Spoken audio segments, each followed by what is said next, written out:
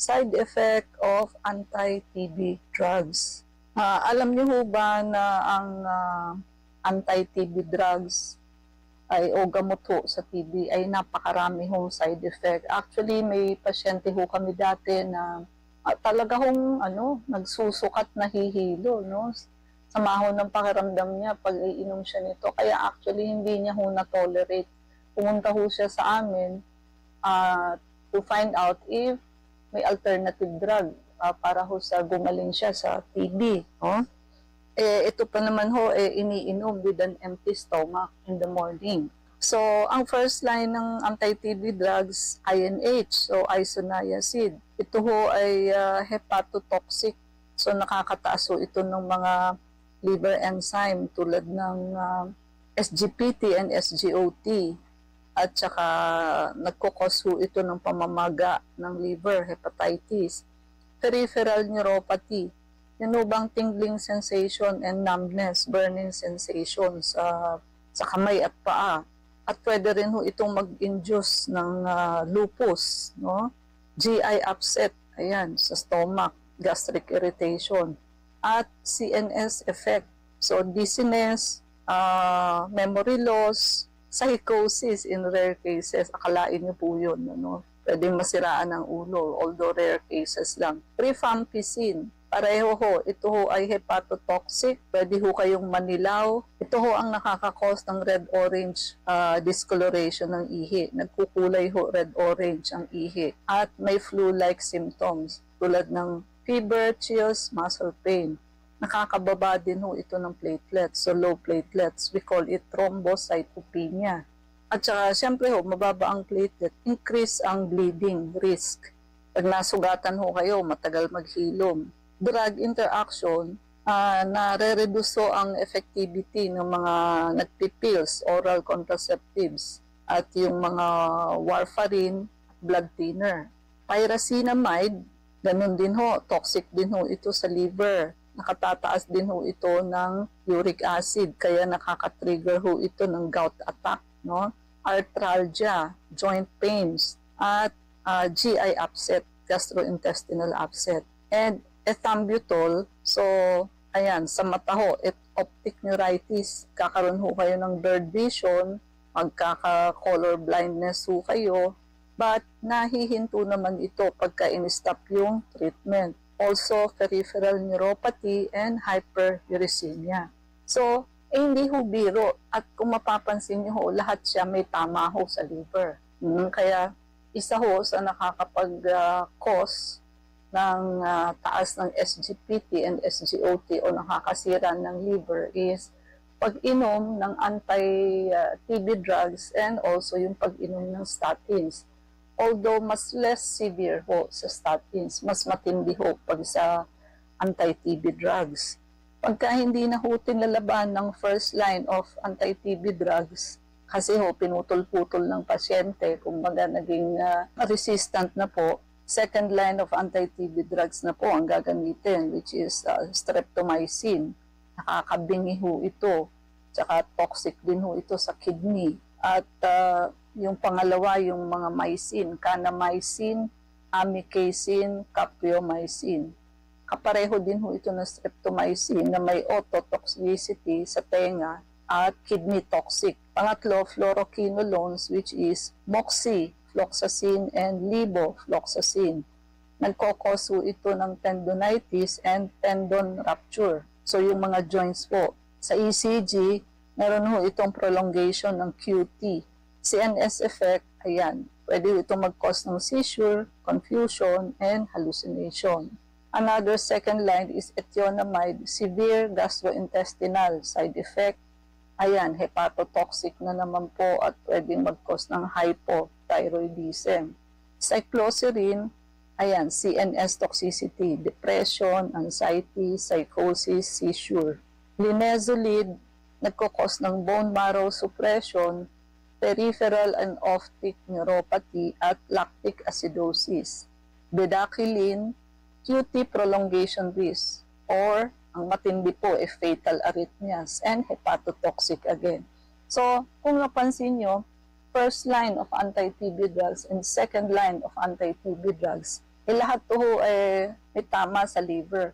At yung iba pa hong mga side effect, serious side effect. Hindi lang ho mga simpleng side effect. Mga matitindi ho ang side effect, hindi biro. At ang mga benefit naman ho ng anti-TB drugs tulad ng INH or isoniazid, highly effective naman ho talaga ito at killing actively growing Mycobacterium tuberculosis. At ito ho ay nakaka-penetrate well into the tissues, lalo na ho sa lungs and sa CSF. Nakaka-prevent din ho ito ng TB sa mga high-risk individuals. No? Rifampicin, bactericidal ho. So rapidly, it kills TB bacteria. Work well in combination with other drugs to prevent resistance, and pyrazinamide kills bacteria in an acidic environment. At ethambutol prevent resistance when combined with other drugs. After ho ng intensive phase, we call it intensive phase, yung first 2 months ng pag-inom ng anti-TB drugs with isoniazid, rifampicin, pyrazinamide, and ethambutol, yung continuation phase so, which is 4 to 6 months. Yan po ay inaalis na po yung pyrazinamide at ethambutol, no? Kasi ho, they find it hindi na ho, dati ho kasi ang inaalis pyrazinamide lang, ngayon ho pati ethambutol inaalis na rin po. So matitira yung dalawa lang, rifampicin and INH. They find it hindi na ho, kumbaga, they find it useless to continue still ethambutol, no? Kumbaga yung ethambutol ho is unnecessary already beyond 2 months. Kaya isinama na rin ho yung sa pyrazinamide na tinatanggal ho on the 3rd month. Continuation phase ang tawag. Ang TB ho, meron tayong pulmonary TB and extrapulmonary TB. Siyempre ho, pulmonary TB, yun hong sa baga. No? So may ubo, pag-cough out ng may blood, lagnat, sa hapon, night sweats, and weight loss. Ang test na ginagawa, AFB, acid fast stain, chest x-ray. Meron din hong extrapulmonary TB. No? So, TB outside the lungs. So, meron ho tayong lymph node TB. So, swollen ho. Makapapalpate nyo ho yung mga kulani dito sa may leeg at likod ng tenga. Pleural TB, yung TB ho nandoon sa pleural space. TB meningitis, of course, yung TB ho affects the brain and meninges, causing severe headache and confusion. Spinal TB, or we call it Pat's disease. Ayan, nagkakos ng vertebral collapse. Kukolapse o yung spinal column and back pain. Abdominal TB, ayan, it affects intestine, peritoneum, or liver. Genitourinary TB, also meron din ho sa pag-ihi. It affects the kidney, urinary bladder, and reproductive organs. So, yung abdominal TB ho, imagine niyo pati intestines and peritoneum or liver, pwede hong tamaan ng TB. And miliary TB, ayan, widespread TB throughout the body. Nakikita ho to sa x-ray as miliate seed nodules ang nakikita, no? At base ho sa stages or disease progression, meron tayong tinatawag na latent TB infection. Inactive ho yung TB bacteria sa katawan, kumbaga dormant siya. So wala hong symptoms, hindi ho nakakahawa, pero it can activate. Di ba dormant siya, pwede ho siyang ma-activate if humina ho yung immune system ng pasyente. Active TB, ito ho yung talagang contagious TB at may may symptoms. TB bacteria multiply and causes symptoms at contagious siya. Kailangan ho nito full course of anti-TB treatment. Pag sinabi yung exposure TB, naka-inhale ho yung tao ng TB bacteria from an infected individual through droplet infection. At yung immune system ho nag-respond, but bacteria may or may not establish an infection. So wala pa ho itong symptoms and the person is not contagious. Ito ho yung parang sinasabi natin sa layman's term na carrier. Latent TB infection, carrier na ho yung tao, Pero yung immune system ho, nakokontrol niya pa yung bacteria at wala pa hong active disease. Yung TB bacteria ho still remains dormant inside the macrophages or granulomas. No? Wala pa rin ho itong symptoms at hindi pa rin ho ito contagious. Ayan, sa skin test ho, nakikita to. No? So this time, positive na ho skin test. At ang risk of activation is 5 to 10% sa healthy individuals. Of course, higher sa mga may malnutrition, HIV, immunosuppressed patient. Primary active TB.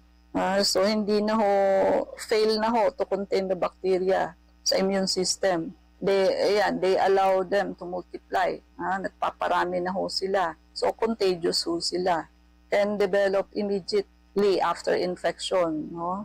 Ito ho, may symptoms na. Basta active TB, persistent cough greater than 2 weeks, low-grade fever in the afternoon, night sweats, weight loss, siyempre ho, weight loss kasi loss of appetite, fatigue, laging pagod, weakness, hemoptysis, coughing out fresh blood in severe cases. At contagious ho ito, siyempre. No?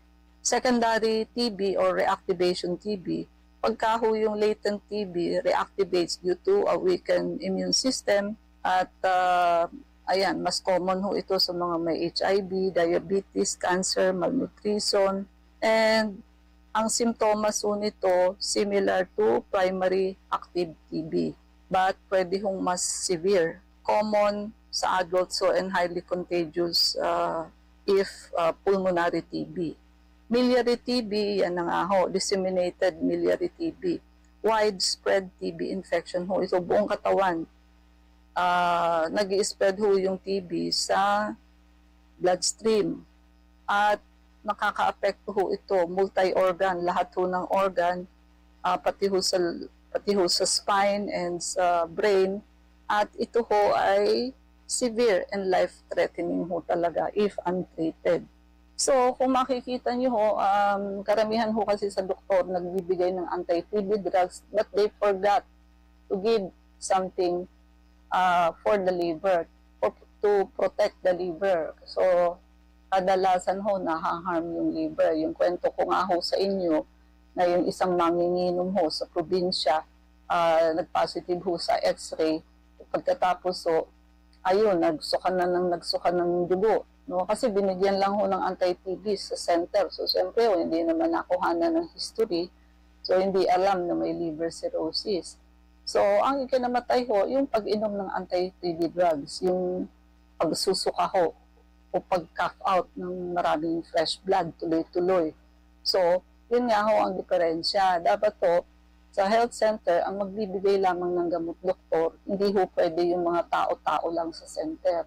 Kasi wala hong alam sa ganyan. Siyempre ho, kung doktor ang nagbigay, alam na manginginom, possible na alamin muna kung may cirrhosis ang tao. So, ginamot yung TB, hindi ho nagamot ang TB kasi ho, namatay sa bleeding. Yung liver cirrhosis ho ang ikinamatay, no? Sa kliniko, meron tayong mga anti-TB protocol na wala hong ganitong mga side effect, no? So, at saka ang gamutan ho, hindi 6 months to 1 year. Mga 1 to 2 months lamang po, umagaling na ho ang pasyente. Kasi ho, ang side effect ng TB drugs, severe ho talaga, no? Hindi natin pwede ipagwalang bahala. Kaya hindi ho lahat ng tao kinakaya ang pag-inom ng anti-TB drugs.